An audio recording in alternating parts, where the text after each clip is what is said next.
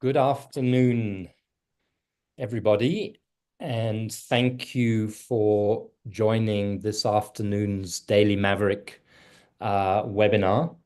We are very grateful that you have elected to spend the next hour with us on an important discussion about what is going on in South Africa's neighboring country, Mozambique, and what can South Africa do to help restore democracy, human rights, and basic rule of law to assist the people of that country.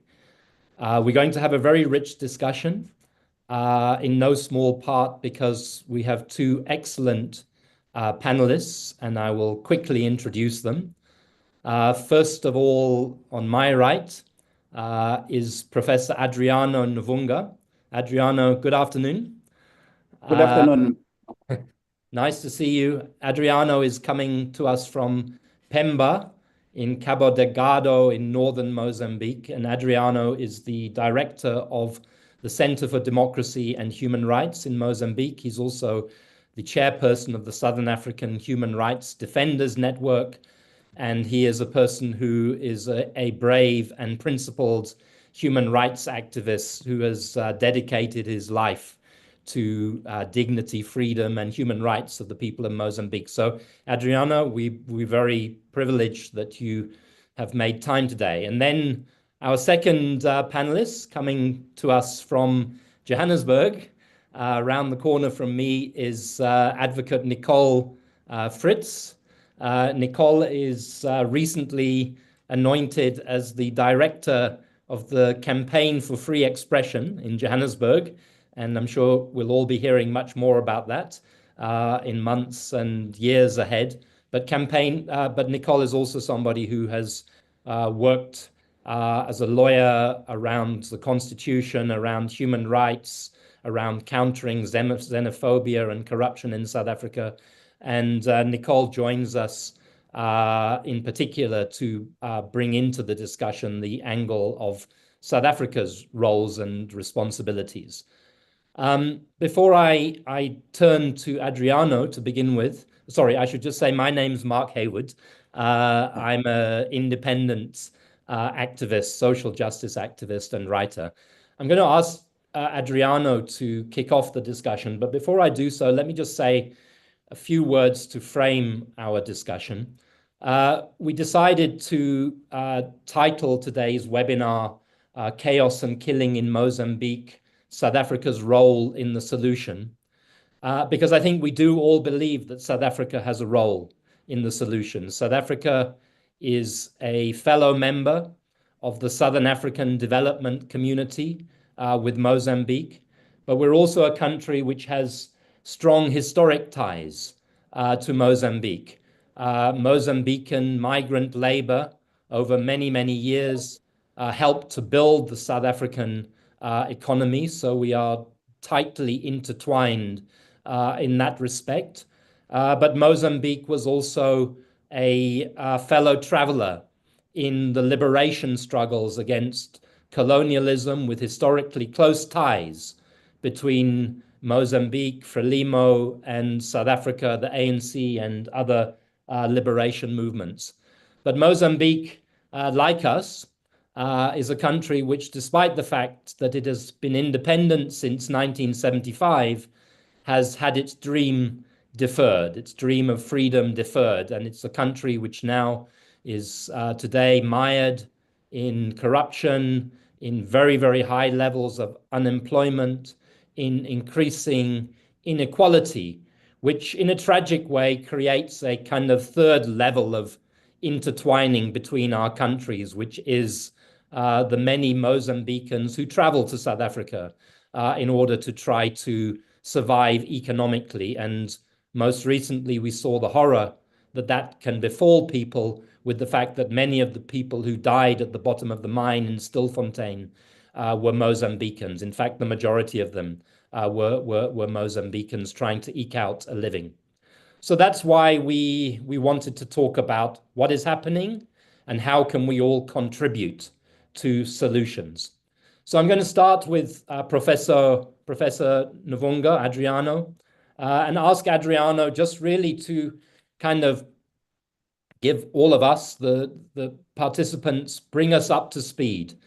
We know that the election took place on October the 9th, 2024. But Adriano, if maybe you could go back a little bit before the election, what happened in the election, what's happening, what happened in the aftermath of the election, and what's happening now. And as I said to you before we came live, you've got 7 to 10 minutes to do that, because most of today is about a conversation between you and Nicole, and the people who've joined us for this discussion. So over to you, Adriano.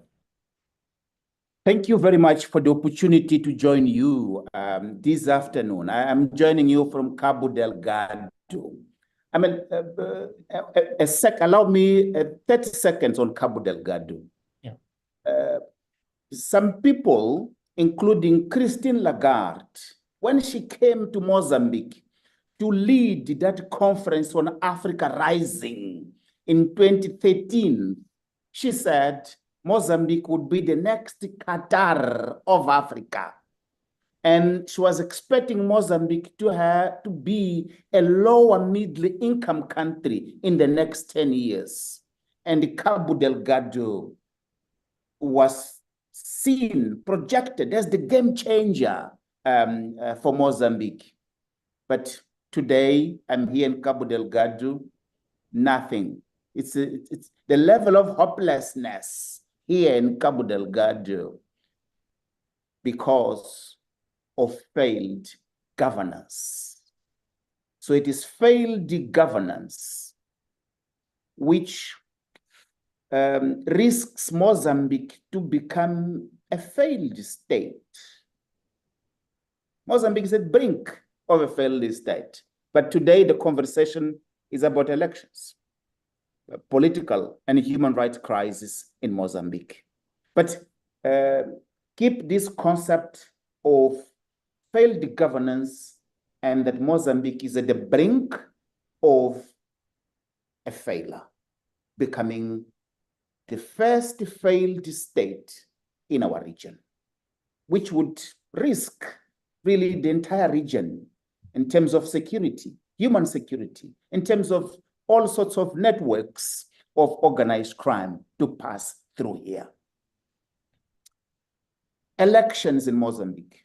You know, you look at the literature says the more you have elections after the democracy founding elections, the more that nation becomes consolidated as a democracy.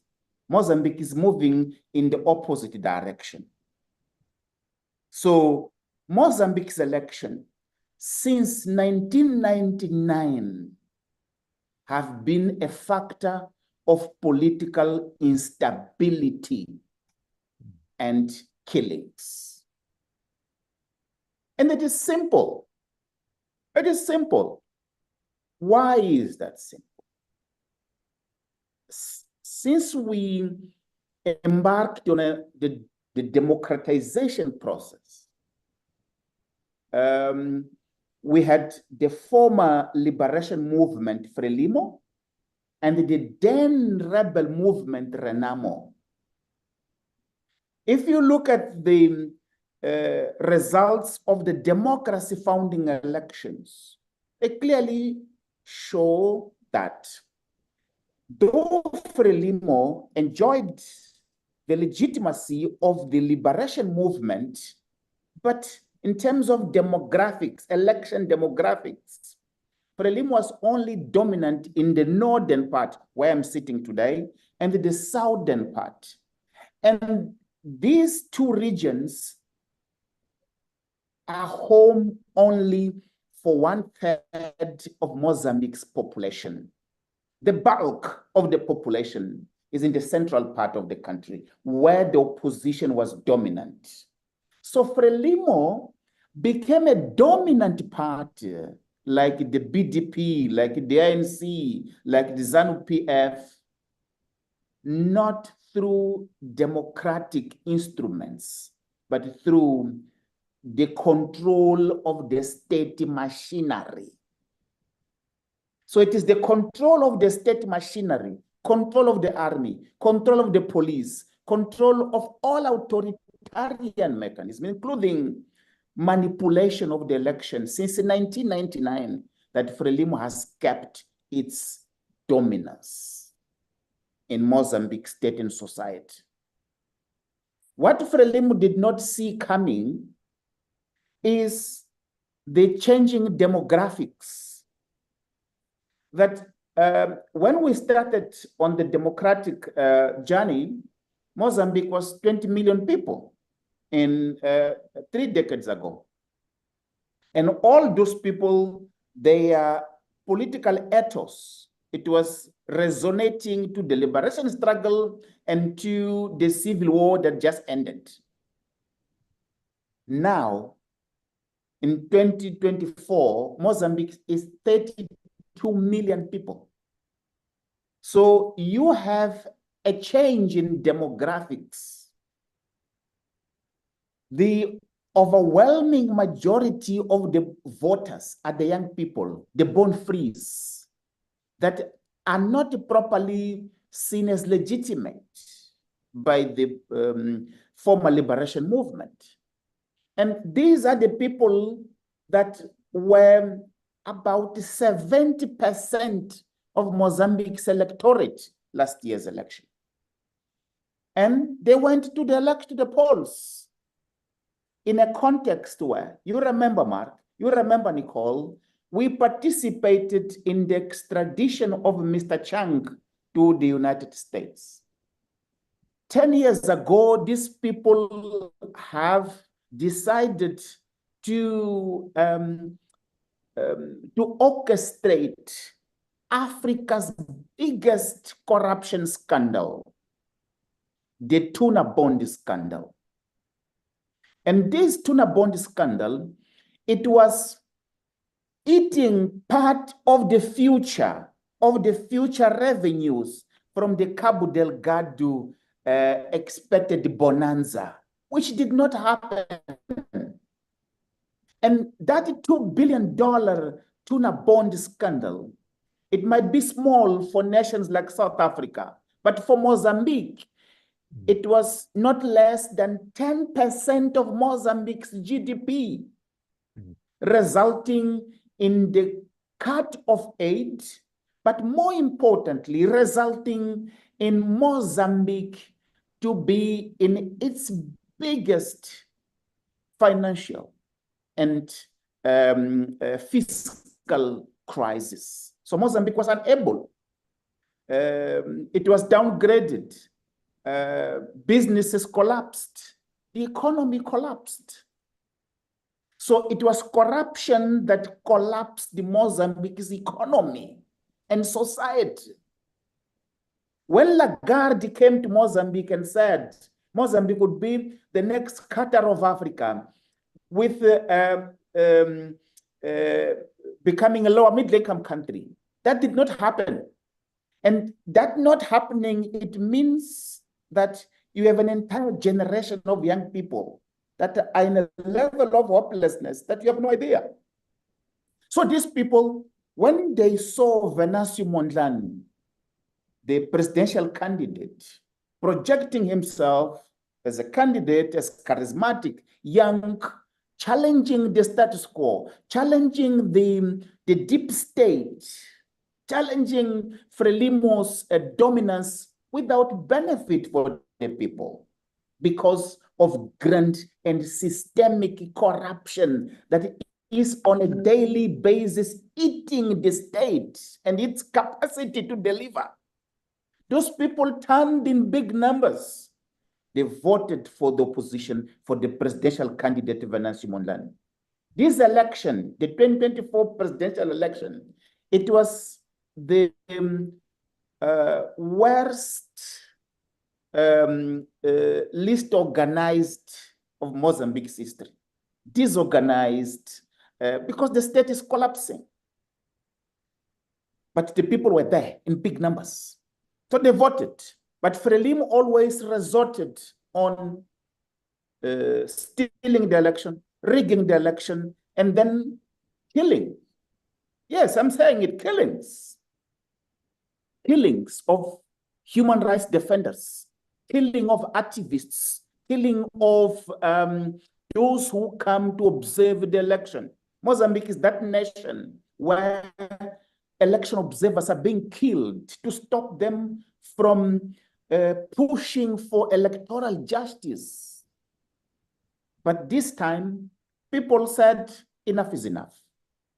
One fundamental difference, because I said it is not the first time that Mozambique's election result in post-election violence.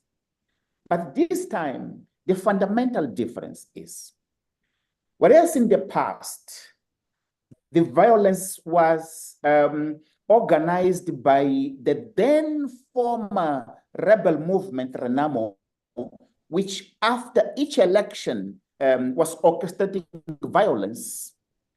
Number one, not in Maputo. Number two, it was around a military organization. This time, violence, it was in Maputo. Maputo was the heartland of violence. This is number one. Number two, it was people-centered. There were the people out there. Venancio was the organizer, of course, but the people, the Maputo, the capital city of Mozambique, was paralyzed in different waves of protests. This has shocked the nation, has shocked Frelimo. They never believed they could say something like this. So there is a widespread dissatisfaction with Frelimo. People are saying enough is enough. We have seen it all. There is nothing coming. And what Frelimo did was to respond heavy-handed, with a level of brutality that only African countries are able to produce. My goodness. As we're documenting the killings, we saw state-centric death squads carrying state AKMs, the Kalashnikovs, shooting to kill armless protesters, that they were out there because they want something from the state that's unable to provide.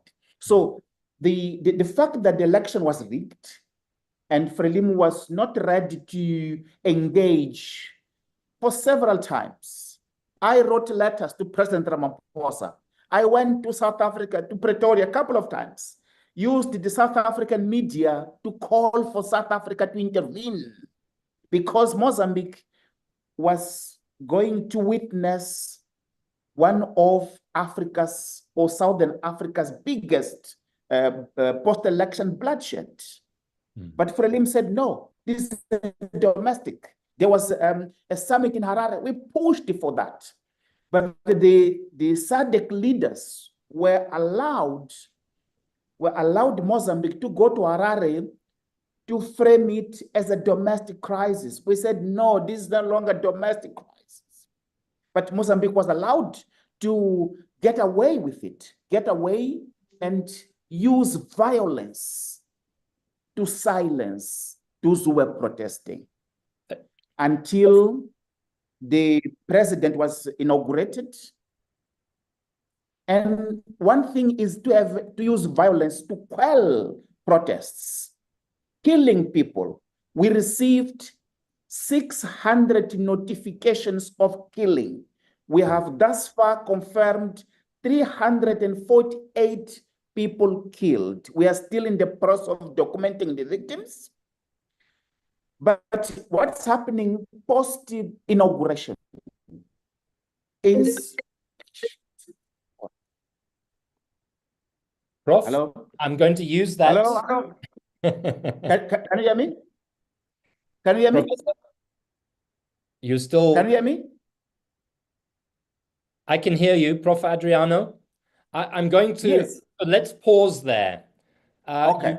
You've told us very starkly about the circumstances, the corruption, the lost opportunity, the immiseration and the violence that has been visited upon Mozambique since the elections in October. The figures you give are shocking.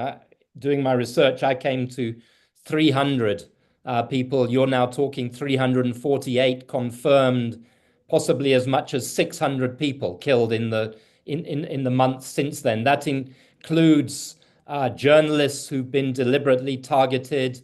It includes the legal advisor to Venancio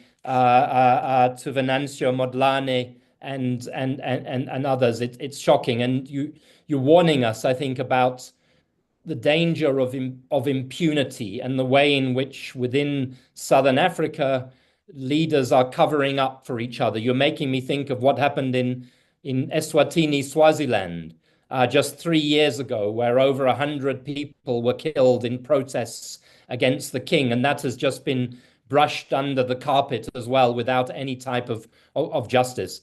I'm going to come back to you, Prof. Adriano, about the situation as it pertains now. I've got a few more questions, but I wanted to move to Nicole Fritz and just ask Nicole, because you mentioned that you'd gone to Pretoria, you'd petitioned President Ramaphosa, the importance of South Africa. Nicole, will you talk a little bit now in your introductory comments, just perhaps in response to Adriano, but set the picture about why we have a role and a responsibility and what your thoughts are about what Adriano has described. Yes, sure. Good afternoon, everyone, and thanks for letting me participate in today's webinar. As Adriano's already indicated, even if we weren't a constitutional democracy, what is happening in Mozambique should be of real concern to us. The instability there holds out real risk to us. That instability likely to displace people, create flows, contribute to a already tense situation in South Africa. Mark, you mentioned the Stilfontein crisis. Those retrieved, the bodies retrieved in that terrible tragedy. We have to assume that the largest number, if they're in similar proportions to those who were able to themselves surface from the mine, we have to assume that the majority of them were Mozambicans. As you've already indicated, South Africa has a long history of relying on migrant Mozambican labor. The reality of that is that we are likely to see more of these types of tragedies unless we actually arrest and seek to contribute to arresting the socioeconomic conditions which are putting people to flight in order to try and secure a departure from immiseration and from excruciating poverty. But South Africa is a constitutional democracy. Its constitution commits it to taking its place among the family of nations. Solidarity is a key word. I mean, certainly this year, as we take up the G20 presidency, solidarity is one of our key themes. We are looking to play a large role on the international stage. I think we deserve credit for the role that we sought to play, extending solidarity to the people of Palestine as we brought the application to the International Court of Justice last year.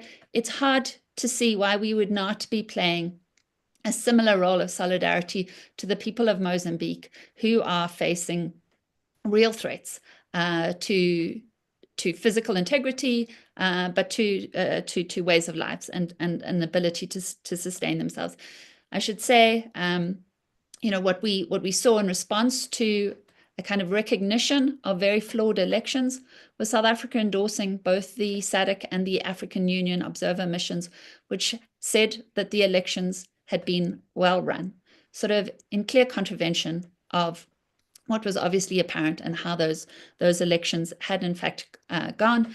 We then saw the SADC chair, Zimbabwean President Emmerson Mnangagwa, and at least in this case, I suppose he knows what he's talking about. He said that the people of Mozambique should simply accept the election results, even though it was in the face of a clearly flawed election. When the protests and demonstrations emerged, I think SADC realized that that was not going to cut it, and they've appointed a panel of elders. But rather than reflecting and clearly recognizing that what we've had is a flawed election, they've called for dialogue. Our president, President Ramaphosa, initially sent several envoys to Mozambique in the face of the crisis. First, Minister of Justice and Constitutional Development, Ronald Lamola, and then former Safety and Security Minister, Sydney Mufamadi. But ultimately, our stance has been very much as it was in 2008, in the face of elections in Zimbabwe, which were marred by horrific violence, clearly were a vote against the incumbent, then Robert Mugabe. We called for dialogue rather than recognizing what was an obvious result. And then we've had President Ramaphosa be one of only 2 heads of state who actually attended the inauguration of Daniel Chapo. And the question must be why we sought to give legitimacy to these elections. And then one last thing that I would say vis-a-vis South Africa's role, Adriano has already mentioned it, but obviously the horrific tuna bond or hidden debt scandal, which saw $2 billion US dollars essentially being stolen. The former Mozambique finance minister being key to obtaining the loans and ensuring that the Mozambique people of Mozambique would essentially stand security, guarantee of those loans. Him being arrested in South Africa in 2018, the United States putting in a request for his extradition so that he could stand trial in the United States for having defrauded US investors. Thereafter, Mozambique put in a competing request. South Africa initially chose to agree to Mozambique's request. And it was only in the face of the role played by civil society and people like Adriano, particularly, who made the case that a return to Mozambique for Manuel Chang would result in certain impunity, and that if he was to face any justice, he should be transferred to the United States. Notwithstanding that clearly reasoned position of Mozambique civil society, South Africa, chose, and in the face of a court judgment that set aside the initial decision to return him to Mozambique, South Africa again repeated that decision to return him to Mozambique, resulting in a further court challenge. And it was only when the court essentially ruled that he had to be surrendered to the United States did that happen. And in the last month, we have seen Manuel Chang sentenced to essentially 8.5 years in a US prison for his role in the hidden debt scandal. And I would say, I mean, what's interesting, right? I mean, in the last couple of weeks, is we've seen South Africa earn enmity from the United States in a way that is undeserved. I think this idea of kind of confiscation of lands, the Expropriation Act, has been dangerously overinflated and deliberately distorted. But South Africa actually getting undeservedly getting credit by the US for its role in surrendering Manuel Chang, when in fact it wasn't the South African authorities, it was Mozambican civil society, like Adriano's organization, that were much more key to securing that ultimate result. So all said, I think that South Africa's role here has been deeply problematic, and given the threats to our security that we face, given our constitutional commitments, it's hard to see why we have played and are playing the role we are. Thank you very much, Nicole. Very helpful. And just, I mean, to add to what you said, it always strikes me that South Africa complains about illegal migration and so-called undocumented migrants coming to South Africa in large numbers. And yet we are instrumental in keeping regimes that rig elections alive, such as Frelimo and such as ZANU-PF. And as you reminded us, it was only, was the Zimbabwe last round of rigged elections in Zimbabwe was 2023 or early 2024, where again there was an uproar And I think what these regimes depend upon is weather the storm for a few weeks, and people's attention will go elsewhere, and the undemocratic result will consolidate itself. I want to come back to some of these issues you've raised, Nicole, but I see that questions are coming in thick and fast. So let's just clear some of the brush, and then we're going to come back to solutions and South Africa's role. Prof. Adriano, I'm glad you're back. Just a couple of questions with quick answers. They're big questions, but I need quick answers because we've got to keep the conversation going. One person asked, can you just say a little bit more about what is the tuna bond scandal, as briefly as possible? Another person raised important questions, I think, about other foreign interests in Mozambique, particularly business interests in Cabo Delgado. I think there's French business interests and their complicity in political processes. I know, for example, there are 5,000 Rwandan so-called peacekeepers in the province where you are sitting at the moment. And then the last thing, there was a question, if I can just find it. Valeria says, do you have any concrete information regarding rumors reporting that Venancio Mondlane is being funded by the international ultra-right linked to Steve Bannon and Brazilian ex-president Bolsonaro? So can you pick up on those three things? I'm sorry to keep emphasizing this, but quite briefly so that we can just get as much in as we can in this conversation. Thanks, Adriano. Thank you so much. And I apologize for what happened. It was a power cut with interface with my internet. Now, tuna bond scandal. Often countries that are endowed with huge natural resources like gas, which is the case of Mozambique, the leaders that they say they discovered those resources and whose term in office it coming to an end before money starts to come in so that they can take their part. What they go abroad and they borrow money illegally outside the democratic mechanisms and arguing that they will use that money to protect the very same resources.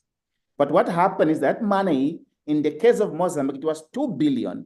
It ended in the pockets of the leaders, including Manuel Chang, including the son of the president. But the reality is there is a huge chunk of money that is unaccounted for. And we believe that money is in the hands of the former presidents. And also it was given to Frelimo as a political party that is governing Mozambique. So Mozambique gets nothing. It gets huge debt. There are no assets.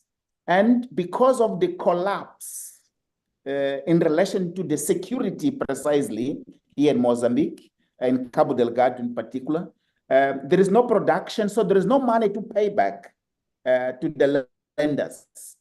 And because they want their money, then the country, it sinks in debt. This is called resource scarce. But in the case of Mozambique, is resource scarce, meaning it's a curse even before production started. So it's in a much deep crisis. And in the end, Mozambique might not benefit of this gas. Banks and oil companies, they will be the one benefiting because they have to pay back their debts that they've incurred, the costs now of militarization. You have Rwandese here now. These Rwandese, they are here illegally, but they are very important. Why? They are important, though they are illegal, but they're important because Mozambique's army, it's a joke. No investment, but because of governance failure, it makes it impossible to build a proper and passionate army to protect our sovereignty and our resources. So we rely in a tiny nation called Rwanda to come and protect us here. That's what is happening. And this is part of this pressure scarce. And this, it has destroyed the socioeconomic basis that makes it impossible for the state to produce the basic to fund its development, to fund jobs. So Mozambique is in its biggest political, institutional, socio-economic crisis and security crisis that is affecting not only the country, but also the region. And there is this question about Venancio, that one we don't know. What we see is people crowdfunding to support him. There were these rumors, but they seem to be a campaign to try to delegitimize his agenda. What we see is people, they're contributing 10 meticais for his activities, and he seemed to be doing very well in terms of popular mobilization and participation of those people. So I would leave it now for now. Thank you, Mark.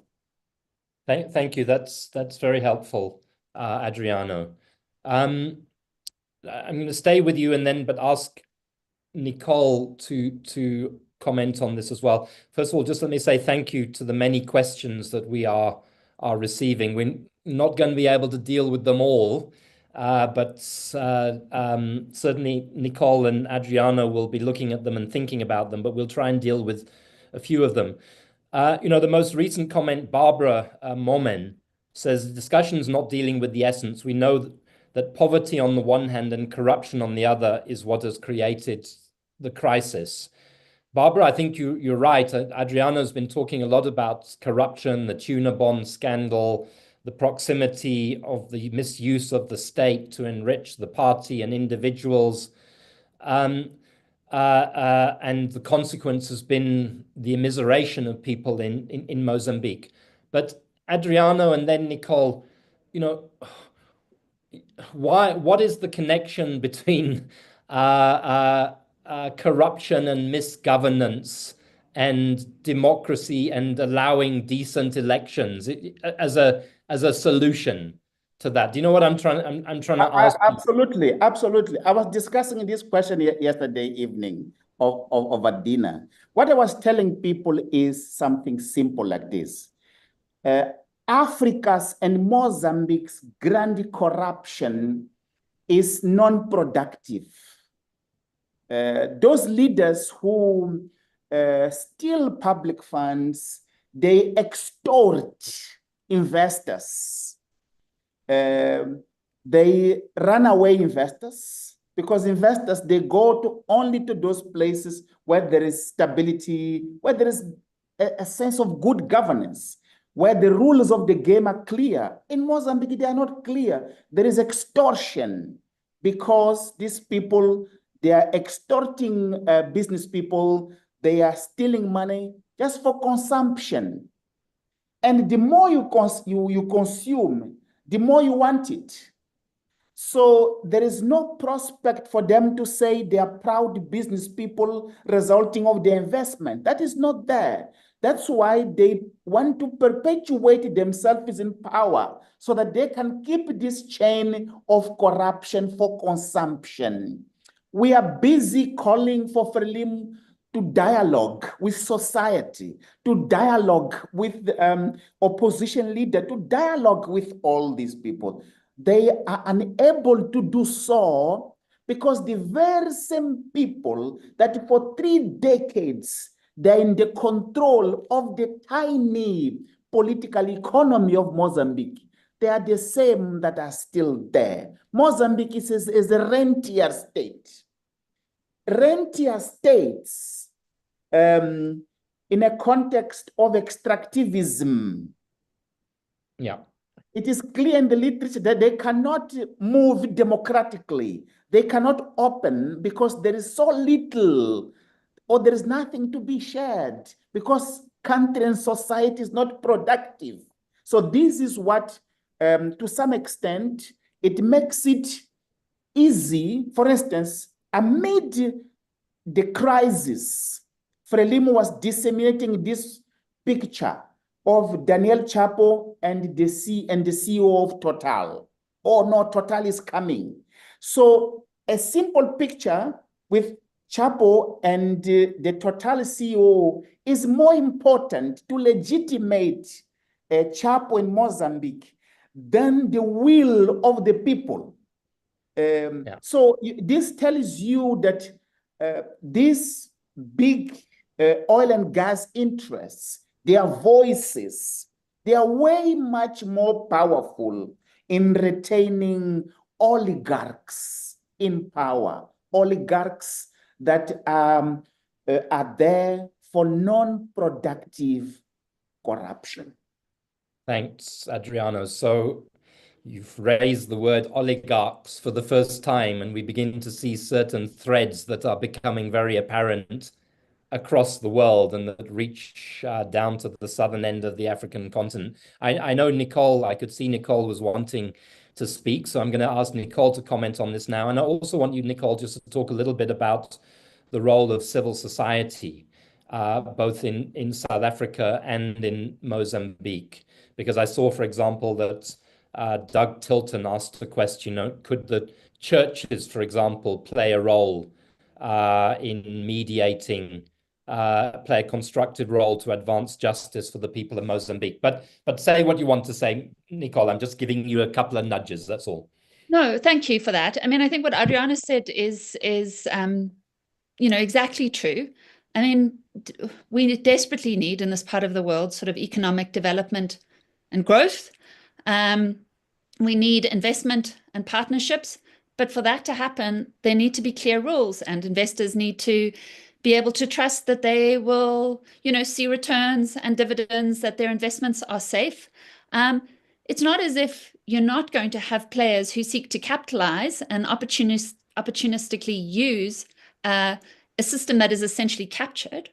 But you're going to have players like those who were key to the tuna bond, the hidden debt scandal, right? Who specifically concocted a scheme which was for extortion, which was for clear theft, right? Defrauding these investments in terms of sort of putting up the loans. But I mean, Adriano's spoken about the economic immiseration. What that resulted was that there was a downgrade in Mozambique's sovereign ratings. It defaulted on its payments of debts.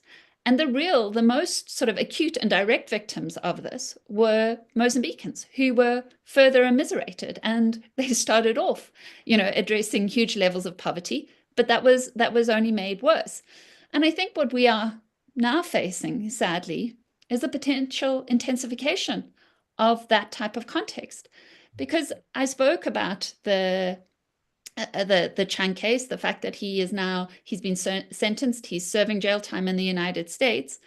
I've also said that it was suboptimal because ultimately he should have faced justice and should have been punished for the victimization, the immiseration of the people of Mozambique.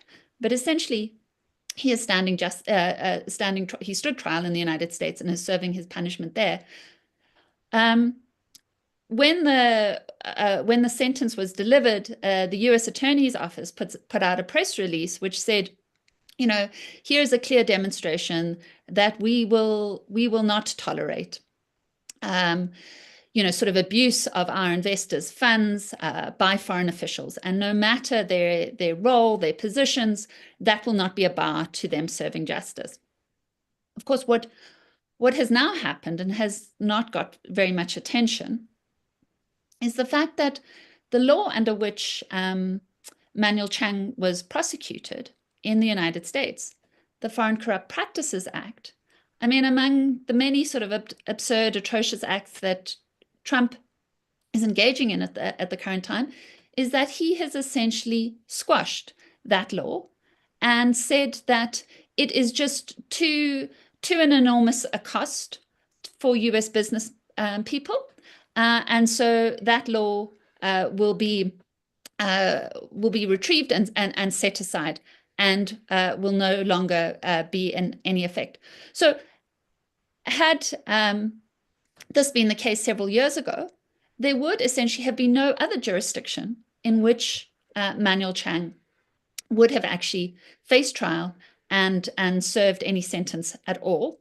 And I think what you're seeing is, I mean, despite the fact that it didn't offer direct justice to the victims of in Mozambique, I think it is important in sending a signal to government officials, whether in Mozambique or this region or around the world, that there are real consequences if they engage in these kind of schemes to defraud investors, to immiserate their populations. They face jail time somewhere. That threat has now been removed. It creates all sorts of further incentives for officials to engage in this type of extractive enterprise, because even this small disincentive no longer exists. I think it also points very importantly to why we in Southern Africa need to do, we talk about sort of reining in, addressing our dependency. We have to do a much better job about rebuilding our regional and continental architecture that looks to ensure accountability and good governance. So initiatives like restoring the SADC tribunal are absolutely key if officials in our part of the world are to face any deterrence, any disincentive to engaging in this type of extractive criminal enterprise. Thanks, Nicole. And just for those who don't know, the SADC tribunal was essentially a regional human rights court. Am I right in describing it that way, where if people had failed to get proper redress at a national level through the courts and so on, they could go to a regional body, the SADC tribunal. But the SADC tribunal was disbanded at the instigation of Robert Mugabe, with the compliance of Jacob Zuma, whilst he was still president, but there has been no movement really to re-establish. So unlike many other regions of the world, there is no kind of supranational human rights body that can protect citizens at moments of crisis, such as we have seen in Mozambique. So thanks, Nicole. And that's why, again, we need to put citizen pressure to demand that such a body be re-established. Unfortunately, time always goes very much against us. So I'm going to move us on to, I want to talk about solutions in particular, to hear from you, Nicole, and Adriano. But while I ask you to think about solutions, things that could happen that could make a difference, for example, somebody's asked, Mishak asked, could the AU do anything in the conflict in Mozambique? While we think about concrete measures that could be taken internally and externally, Adriano, will you just very briefly bring us up to what's today, the 20th of February? What's things looking like in Mozambique today? 4 months after the election, what's the mood? What's the safety? How safe are you as a very vocal human rights activist? Where are things going? I want to take a couple of minutes there, and then I want to take the last 10 minutes talking about solutions and way forward. And somebody also asked, sorry, about the fundamentalist incursions into Cabo Delgado. Are they getting worse? Is it stabilized? Are the liquid natural gas projects up and running again? I'm sorry to bombard you with so much, but back to you, Adriano. Yeah. Thank you. President Chapo was inaugurated on the 15th of January. He has been a month and 3 days in office. President Ramaphosa was there. And I think it was important that President Ramaphosa attended the inauguration because he saw it himself, how dire the situation it is. Mozambique, it looked like the Haiti of Africa. Everything is burning everywhere. Now, the massive protests are not there, but every day streets are blocked. People are blocking streets. So you are seeing a parallel governance way, people-centered, that has nothing to do with the state machinery. In Gaza province, yesterday, an entire district was burning. So people are in the streets because though there is a government in office, the level of hopelessness of the government itself. They cannot pay salaries. They have no money. It's bankrupt. And there is no prospects for money coming from anywhere. Mozambique is a rentier state. The elites are milking the state, where there could be the possibilities for revenue being milked by the Frelimo nomenclature. So there is no money for the state. We have been calling for Mozambique to learn from South Africa, dialogue, find a way of working together with others to stop the instability, to stop the protests, and to set the country in the mood again to be able to be governable and to produce. That is not happening. Frelimo still continues with the intolerance. President Chapo is meeting with the opposition parties, but ignoring Venancio Mondlane, whom the people, they call as their president. So we have a country with two presidents. That's what is happening in the country. At the moment, the country is not governable. Human rights defenders are being targeted.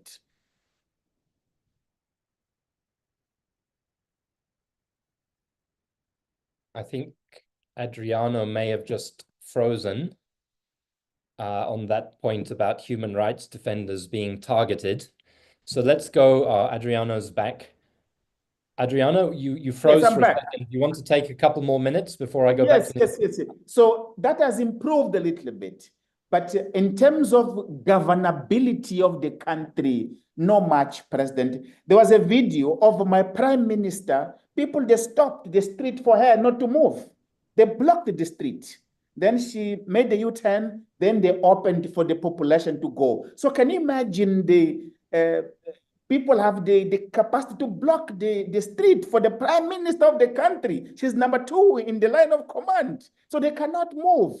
And it is so small, their margin, but unfortunately not engaging in dialogue. Cabo Delgado here, I'm sitting today. This would be a paradise, my friends. What we have here in terms of resources, not only gas, Mozambique has rubies, we have minerals, you name it, we have everything. Elon Musk's vehicle, they get material from Balama here. Yes, Elon Musk's Tesla, they get from here. But the state is getting nothing. Few families from the liberation struggle from this province, they control everything. The state gets nothing. So the prospect for stability for Cabo Delgado, which is a sine qua non condition for the resumption and the uplifting of the force majeure, that is not yet there. And if that happens, it's going to be a highly militarized gas development. Highly militarized gas developments, they are not developmental. They are only for the investors just to recover their money, but there is nothing for the local population, which will further fuel insurgency and instability in the region. As I've said, this is a pre-source case. What will make this worse is what President Trump has done. He has removed the FCPA. You know that measure that has removed? Foreign Corrupt Practices Act, yeah. That's a wrong policy. That's a wrong policy. That's a wrong policy, which will fuel corruption and will make businesses in Mozambique really more and more difficult. And for the mid investors, those who bring clean money, they will not be able to do businesses because the big players will easily move and change the rules of the game. So Mozambique risks to be the DRC of this part of our region. Yeah, chilling, frightening. Adriano, I'm going to go to Nicole quickly, and then I'll ask you to make some final comments. I want you to just be thinking to address us what we in South Africa and other parts of the world can do from your perspective as a Mozambique human rights activist. I should also say, in case anybody has any doubt, that Adriano doesn't have any party political affiliation. He's like we all are in civil society. We are human rights activists who just fight for dignity and justice and equality and so on. It's important to stress that. But one of the things I've taken from what you've just said now, Adriano, is the importance of a genuine national dialogue and of us outside pushing for a genuine national dialogue, because if we don't push, it won't happen. Again, I keep on referring to Swaziland. Cyril Ramaphosa was promised by the king of Swaziland that there would be a national dialogue after the killings several years ago, and there's still no national dialogue. In fact, MPs are in prison in Swaziland. So I think you're saying a genuine national dialogue is one of the agenda items as a way forward to find solutions. Nicole, can you just make a few kind of final comments, particularly forward-looking, and the roles that we can play who've been sitting with you and Adriano today? Sure. I mean, I think obviously a genuine national dialogue, but a genuine national dialogue that is predicated on the true facts, right? Not that the elections were well run, that those elections were marred by severe irregularity. And South Africa always sort of, in response to the criticism that it is holding up complicit in the legitimacy of, frankly, unlawful regimes around, particularly in our region, says, well, what is being asked of us? Is it being suggested that we sort of engage in military incursion? Of course not. I mean, but at the very least, there has to be a recognition of the true facts, which is that there has been a sham elections. The results are not in compliance with the will of the people. And that, I think, helps frame a subsequent process. Not that the elections were well run, not that they have produced a legitimate outcome. And you start from there. I think South Africa also, I mean, when you have the killings of somebody like Arlindo Chizale, who I think was a colleague of Adriano's, recently killed by, I believe, security forces. And I extend my sympathies to you, Adriano, because I understand that you knew him. I think South Africa has to be very clear in its denunciation, in its expression of concern, indicating that it is closely watching the situation, that its interests are gravely impacted by that. I do think that there is a role for civil society and a coordinated regional civil society. I mean, I speak with some sadness because I have been in civil society for a long time. I know the role that civil society around the region played trying to prevent the disbandment of the SADC tribunal and the extended efforts that went into trying to ensure that that didn't happen. But for instance, in South Africa, we now have a clear, we have a judgment, and we've had it for some time, that says that former President Zuma acted unlawfully in his actions allowing for the disbandment of the SADC tribunal. That seems to me to impose a clear duty on the South African government to do what it needs to do to restore the regional architecture, which again, at the very least, proffers some hope that there might be accountability and creates incentive to ensure good governance. Thanks, Nicole. And yeah, there's a whole big discussion about how civil society could help. And again, I'm getting comments from Ishmael Makabela. Are there any moral and social allies that support people's power and initiatives? And Beverly, how can the people in all of Africa fight back? Why does civil society and all human rights not get on TV globally? Well, that's a very good question, Beverly. We'd love to get on TV globally and have reach to all of the people in power, but that's a project we all have to work on, because it's clear that the elites and the politicians are repeatedly betraying the promises of democracy, and we're at a tipping point in many respects. Adriano, I'm going to give the final word, as I said, to you. It's 1 minute to 1, but I'm sure people will stay for an extra 2 or 3 minutes if you just need to be heard out in terms of what you think we need to be doing? Thank you very much, Mark. Mozambique's political and human rights crisis, it's not a domestic, it's a regional crisis. Yeah. And it needs to be addressed from a regional perspective.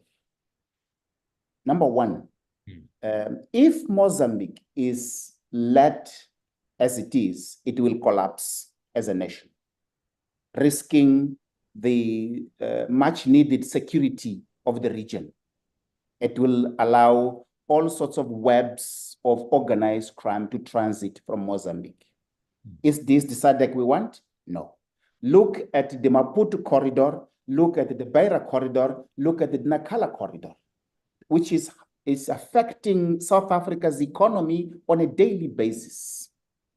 But South Africa is engaged with Mozambique crisis from an economic perspective, which is not the right perspective. The economy has to be a dividend of peace and stability and respect of rule of law and protection of human rights. So though they have all these engagements from an economic perspective, not much was achieved because it was from a wrong perspective.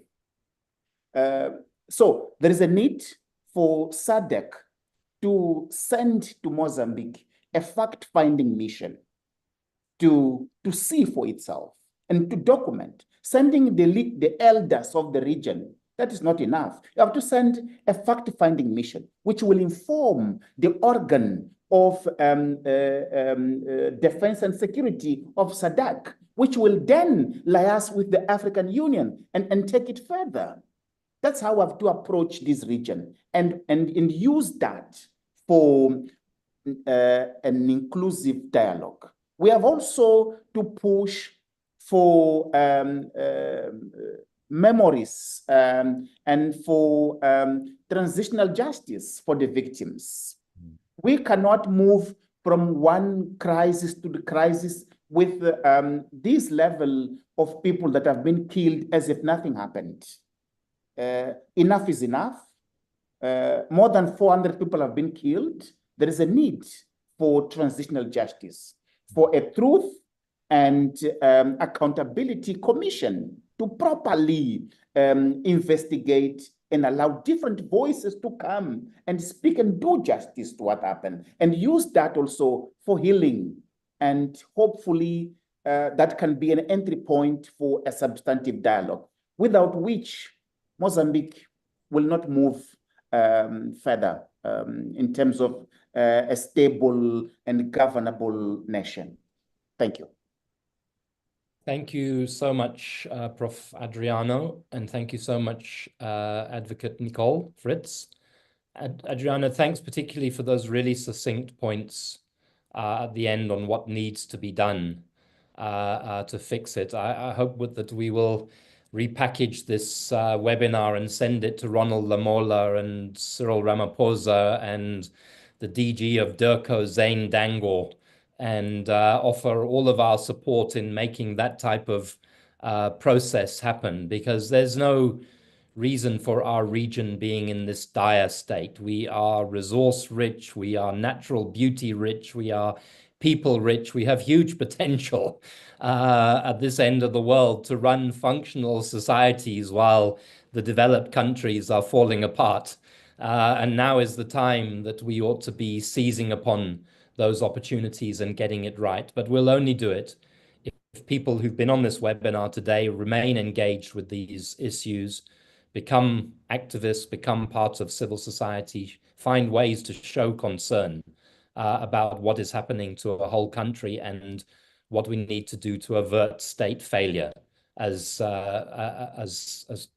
Adriano so bluntly put it, and the consequences which come with state failure, which can't be kept in one country, not as if state failure in one country is a thing to visit upon any population. So thank you very much, everybody, for being with us for this hour and a couple of minutes today. We've appreciated your participation, all of your questions. Really appreciate our two panelists, as well as the Daily Maverick, Nicole Williamson, for putting this together and promoting it and advertising it. I believe that there will be a recording of this webinar available and published in the Daily Maverick in the next couple of days, together with a report of what Nicole and Adriano have distilled for us in this presentation. I hope I haven't forgotten anything or anybody, but thank you to you all, and that's the end of the webinar. Thanks, Adriano and Nicole. Thank you.